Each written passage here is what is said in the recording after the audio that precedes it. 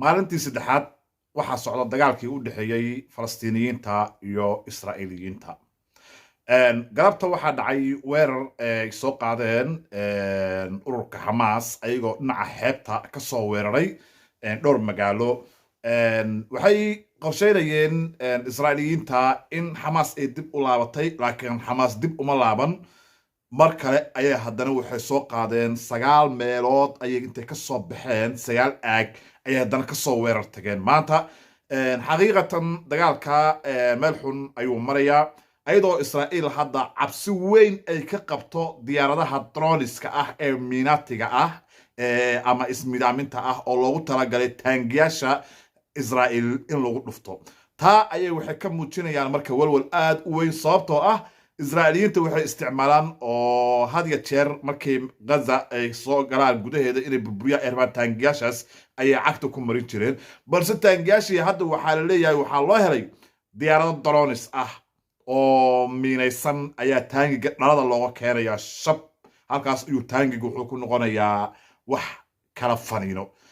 ayadoo saas ay tahay marka yuhuuddu aad ayay dagaalkan xaqiiqatan yani walwal weyn uga muujinaysaa, sababtoo ah waxay la soo baxeen ururkan yani Hamas xaalado iyo taba cusub iyo dagaallo cusub iyo qalab cusub ayay la yimaadeen.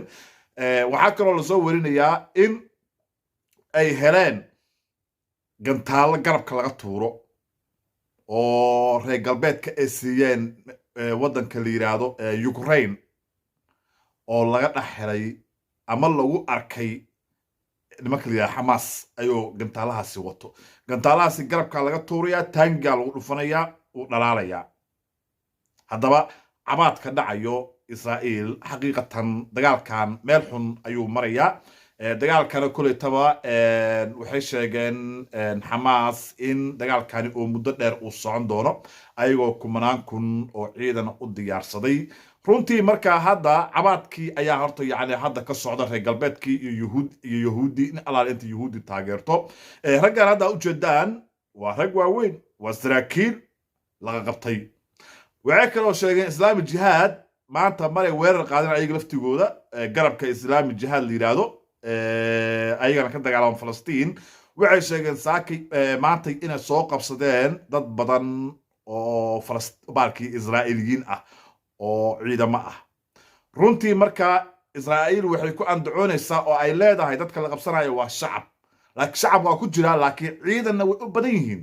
sababtoo ah 200 oo hal maalin lagu dilay sabtigii kuwa xaflad meel ku haystay. waxay sheegtay yuhuudda inay ahaayeen dad shacaba, laakiin Hamas waxay sheegeen inay ahaayeen maalin holiday ah oo askar yani oo meeshaas ku damaashaaday oo iskaga baashaaday inay ahaayeen yiraahdeen. waana bartilmaameedsan ogaalan u bartilmaameedsan yiraahdeen ciidankaas meesha lagu dilay 200 ah, inkastoo yuhuuddu ay leedahay shacab ay ahaayeen. ayada waxa waa barabagandada ayay fidinaysaa. ayada mid ay sameynayso uma jeedo, bal waxa ayaga baabi'inayaan yuhuudda ayada uma jeedo, laakiin dhibka ayada soo gaar kaliya ayay fiirinaysaa yuhuudda.